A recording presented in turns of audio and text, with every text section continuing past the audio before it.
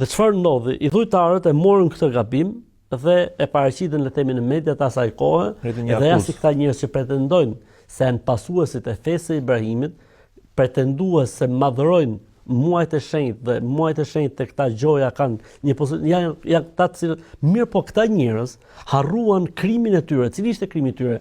Vrasja, përndjekja, ndalimi i njerëzve nga ardhja në Qabe, nxjerrja e njerëzve nga atdheu i tyre.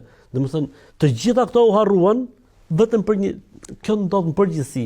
Sidomos është mangës se ato se kishin harruar, se ato dinë çfarë bënë. Zullumçarët kur duan të justifikojnë zullumin dhe padrejtësinë e tyre, merren me një detaj i cili mund të jetë i vërtet, gabim i vërtet, mirë po ato e zmadhojnë aq shumë këtë gabimin, saqë në emër të këtij gabimi justifikojnë krime, gjenocide, luftra etj. Siç ndodhi për shembull në luftën e Irakut.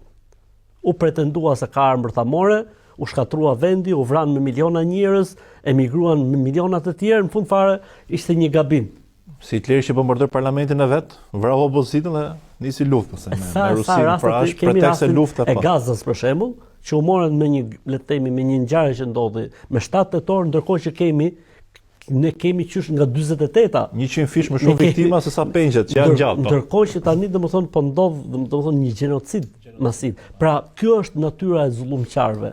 Pra merren me një gabim që është i vërtet gabim dhe në emër të këtij gabimi justifikojnë çdo lloj. Dhe Zoti çfarë u tha?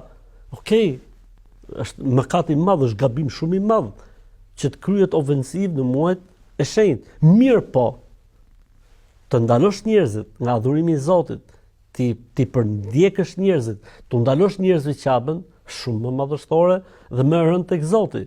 Pra ti harron gjitha këto në emër të kësaj, ose justifikon gjitha këto në emër të një gabimi njerëzor, domethënë natyra e zullumçarit kjo është domethënë. Kështu që Zoti i Madh nuk e justifikoi gabimin dhe kjo është drejtësia. Nuk e justifikoi gabimin, por e krahasoi. E krahut të vërtet. Pra ne duhet, edhe kjo është një mësim për ne. Për shembull, le të themi, nëse një musliman gabon në një sjellje të caktuar, ne duhet të dalim mbrojtje personit sepse ky është besimtar vllai jon. Jo. Vllai jon ka gabuar, kjo është gjë tjetër dhe ne duhet ta themi të vërtetën, por kjo nuk justifikon që të bëhet zullum apo padrejtësi kështu me radhë. Pra na jep edhe një sinjal neve Zotin nëpërmjet ajetit që duhet jemi të drejtë. Gabimi duhet thënë që është gabim. Pavarësisht se nuk mund klasifikohet apo nuk mund krahasohet apo nuk mund të justifikohet nëpërmjet tij një zullum apo një padrejtësi shumë më e madhe.